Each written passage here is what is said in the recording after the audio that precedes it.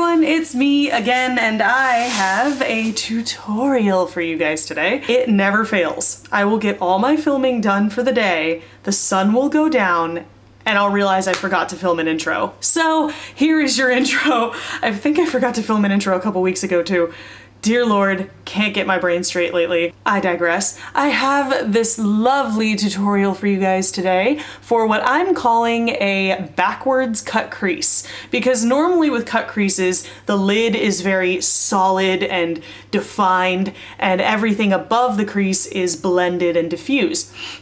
With this eyeshadow shape that I kind of came up with while I was playing around, it's kind of the opposite, where everything above the cut is very sharp and solid and everything below the cut is very blended and diffused.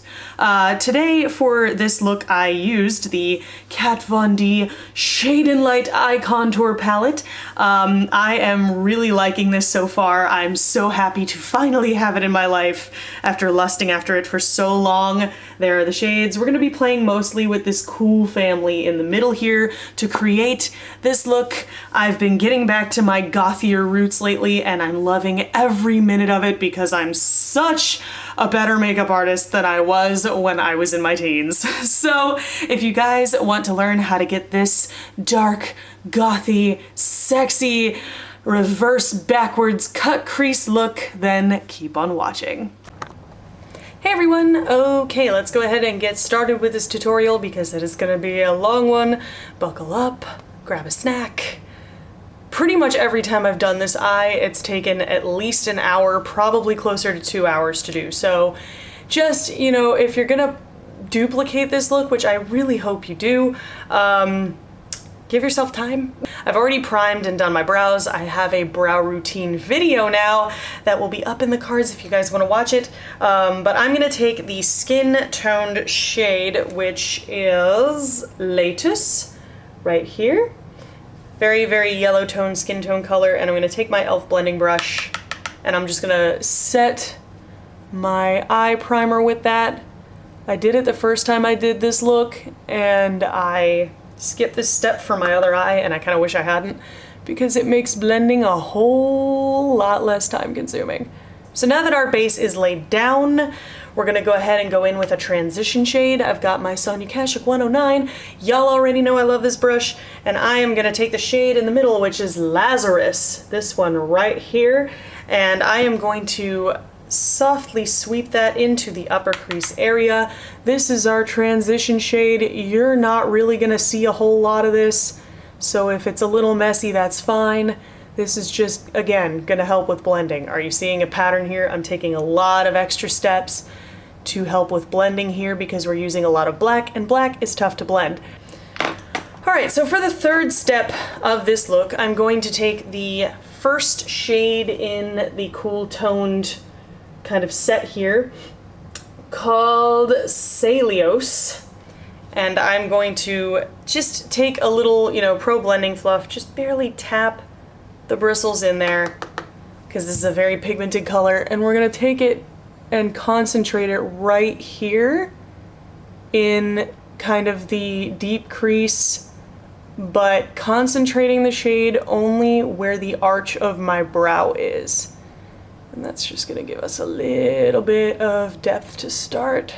So now that all of that is done, I'm going to take my Real Techniques brow brush. It's a very thick angled brush. Use whatever kind of brush you have. And I'm going to take Shacks, which is the deep, dark, inky matte black in this palette. I'm gonna tap my brush into that, knock off any excess product, and basically what I'm gonna start out with is kind of a winged liner shape. So I'm gonna start underneath the lower part of my lash line and just carry that line up like that. You see what I mean? So we're starting the line down here and just carrying that line right the way up. Doesn't have to be a super sharp, super precise point just yet. Just make sure the angle is a rough match to the one on the other side from a height standpoint, if that makes sense. And then we're gonna take just excess that's left on the brush and kind of draw a little bit of a winged shape. Again, this is more sketching out a rough shape. It doesn't necessarily have to be super neat and tidy, but you know, be as precise as you can. We're just gonna start at kind of the top point there and draw downward. And this is actually a really, really good technique for winged eyeliner itself, because when you start from the lower lash line and you continue that line up, it's pretty easy to get both sides looking roughly the same. And this is basically how I started this. And once I noticed that the winged liner shape was looking really good, I was like, what would happen if I carried it over? I'm gonna dip back into Shacks. Again, go a little at a time with this because it is black, and while it's very easy to add more black, it's really tough to take away. So I'm gonna start at the point of the wing and very, very gently, very slowly, looking dead on in the mirror, draw a line kind of in my upper crease area. So don't go directly into the crease because then you won't be able to see the line you made. Sharpen that point up a little bit. And then we're just gonna draw this line a good bit of the way in. And if things get a little smudged up, no big deal. That can be fixed. But we're looking for as clean of a line as you can possibly get. Just be as precise as humanly possible. It's not a huge deal if you mess up, but it can be a little bit tough to fix. I wouldn't go any further in than that, because then you're gonna really close your eye off. And unless you have really big, honking, huge eyeballs, which, let's be honest, I don't, we don't want that. So there you go. Take a deep breath. Hard part's pretty much done. So now that that's done, I'm gonna take another brush, wherever it is. Now that that's done, I'm going to go ahead and take my e.l.f. concealer brush. It's a very, very flat paddle style brush, and I'm going to take Shacks, which is the black, and I'm gonna fill in this kind of outer edge right here, because I've noticed that when I'm looking straight on, it can look a little bit weird. So I'm just gonna fill in a little bit of that in kind of a half moon shape. And again, don't be afraid to knock off the product a touch. And we're just gonna kind of fill a curved in sort of half moon shape here. Look dead on in the mirror and fudge around with the shape until you're really happy with it. There you go. So that's kind of the shape you're going for. Sort of a C shape, but not quite as rounded as a C. It can be a little bit choppy, it can be a little bit messy. Just make sure the very, very outside edge back here is opaque black. So do as many layers of product as you feel the need to until you are happy with the level of pigmentation. This is also a nice precision brush, so if that angle brush was not giving you the straight smooth line you needed, hey, guess what? You can go back in with whatever product you have left over and kind of clean that up. So now that we've got this kind of where we want it to be, I'm gonna go ahead and take a blending brush, and I'm gonna take, I gotta remember what color name this is, Celios, this dark taupe shade again.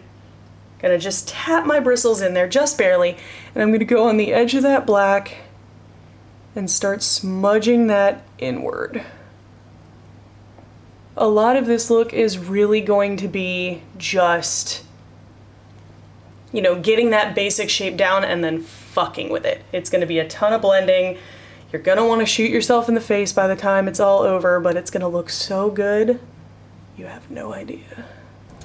So again, if you're noticing that there's not quite enough darkness on the outside for your liking, or if it's not matching your other eye, you can always go back in with your concealer brush and Shacks at any point in your blending process and just add more. And even if it's not, like even if the darkness is where you want it, you're gonna go back in between Shacks and Celios, the dark taupe and the black, and just go between one after the other over and over and over again, because that's gonna help create a very, very smooth blend on this eye. These shadows, I will give it to them, are very, very easy to blend, so you're not gonna really have too much trouble, even with the dark black, with getting this nice and seamless. If you're noticing that there's a little bit of, you know, a line between your bare lid space and that dark taupe color, you can go back in with Lazarus, which was our transition shade up here, and your blending brush, and you can kind of add that sandwiched right after Celios to help with that blend. So now the lid color, the pop. I went ahead with our base shade, which in this particular case was Letus, which is this yellowy color right here. And I went in with my e.l.f. eyeshadow C brush. This is a lot denser than the concealer brush, so it's gonna give you a lot more opaque application, and you want the lid to be opaque. That is the pop. That is the kind of brightness to this look. So we're just gonna take that and we're gonna pack it in patting motions across the inner part of the lid, moving over. And then I'm gonna also mix in just a tap, a touch of this Liberatus shade, which is right here. It's a bright kind of white shade almost. It's a matte white. And we're just gonna barely tap this brush in. Just tapping it, and we're focusing this on the inner corner of the eye, moving backward a little bit. But we're not gonna do too much of this because otherwise this can go really, really muddy really fast. And now we're gonna go again back in with our e.l.f. blending brush and our taupey color, which I believe is Celios if I'm not mistaken. Tapping that just barely into our bristles, starting at the back where the black is and slowly moving forward. Noticing a pattern here, we're basically just going back and forth, dark to light, taupe to white, blending, blending, blending, blending, blending. All right, you did it. You did the shadow part of this look, which is the really, really hard part. So pat yourself on the back, congratulate yourself, take a deep breath. You know, this is the tough part and it's done. And I'm gonna go ahead and blend this inner edge a little bit more. You'll find me doing that a lot. I'll just kind of stop and be like, oh my God. So now take a deep breath because it's time for the easy part, the lower lash line. You've already started on it. So you've got this black line that's here already, and we're just gonna kind of extend that and make sure it's nice and in a straight line with that wing. So if the wing got bigger or thicker, just sort of add more black to make up for that. And you're gonna carry the black in pretty far, kind of to the edge of where the color part of your eye begins. And then we're gonna take our dark taupe shade, which I believe is still Celios. Yes. We're gonna take Celios and we're gonna use that same angle brush that we used to create our initial shape and just lightly bring it in. Now, when it comes to smoking this out or down, you can do as low or as high as you want. I know these shadows tend to crease under my lower lash line and transfer a good bit. I'm not really sure why, but I'm gonna take our crease shade, our transition shade that we initially used, Lazarus, and I'm going to just blend out that lower lash line a bit. Just make that nice and diffused. Cool beans. So now that it's been like a million years and my eyeshadow is pretty much done, I'm gonna take my friendly neighborhood makeup wipe, wrap it around my finger, and shoot. Just fix that shape. You could even use the tape method with this, that would work too. I found it's just easier for me to do freehand, but that's just my personal preference. So get rid of any fallout, get rid of anything you don't want. Thank you for coming. Don't let the dough hit you with a Lord split you. Very good. All right, now for liner and lashes, which is a very long and involved process, but what we want to do basically is a very thin black line as close to the lashes as you can possibly get with some liquid liner. I'm going to use my NYC liquid liner for that. And then you want to put some black in the lower waterline from outer corner to inner corner just to make that flesh tone disappear. You know, we want this to be nice and uniform. The last time I did this, I used the Urban Decay 24/7 pencil in Perversion, but I did get a good amount of transfer, and I can't tell if that was from the liner or the eyeshadow itself, which, considering I'm planning a huge review for these palettes, I want to really give this eyeshadow a chance to shine. So I tried a different liner this time. I'm going to use the Kat Von D Autograph Pencil in Puro Amor, which is a black eyeliner. Honestly, I don't think she makes these anymore, and I'm pissed because they're amazing pencils. But if you don't have this one, just use any black liner that works for you. Put it in the lower waterline, and then we're just going to do a basic coat of mascara with the Makeup Forever Smokey Extravagant mascara, which is a sample I'm kind of trying to go through at this point. And for lashes, use something that is thin and long. So I'm using from Ardell's Natural collection, the 117s. You can see they're quite long, but they're not very, I just dropped it. But they're not very thick, I guess. They're just pretty much adding length and maybe a little bit of thickness. I'm gonna do liner, lashes, mascara, all that business, and my foundation routine, which you can see in the tags up there. Go ahead and go watch it if you want to see it, and I will be right back for the lips. Alright guys, I'm back and I'm flawless. And where the hell did all my lighting go?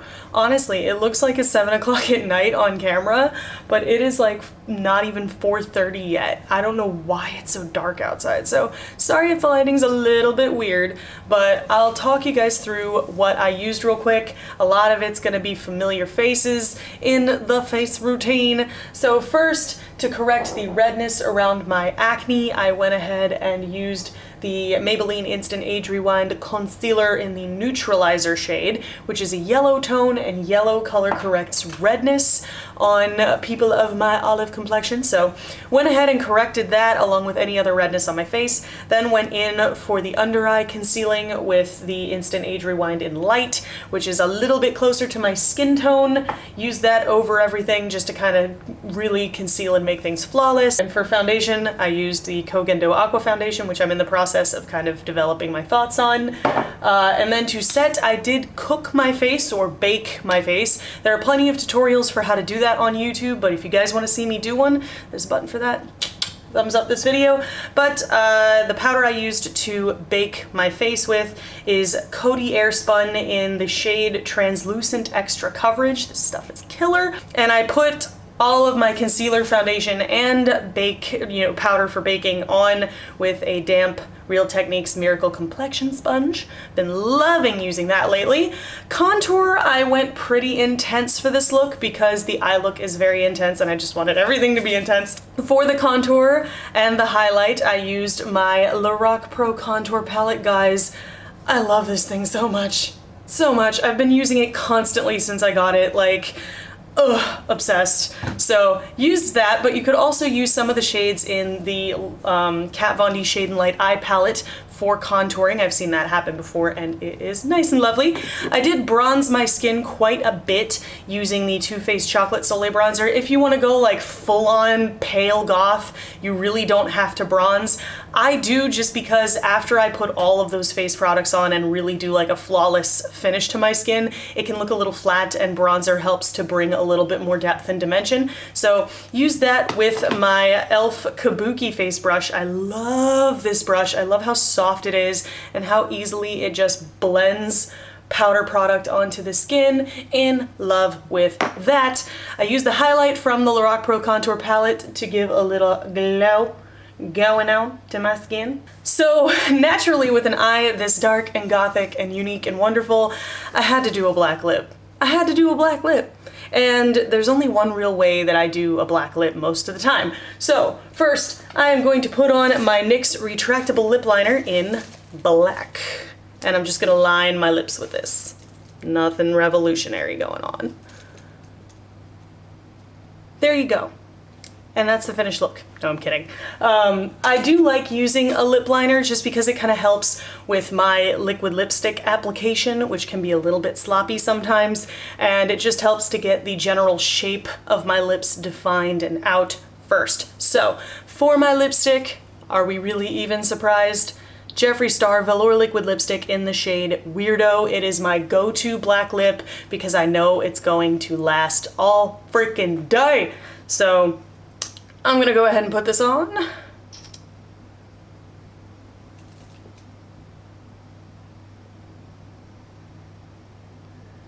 And there you are, nice and easy.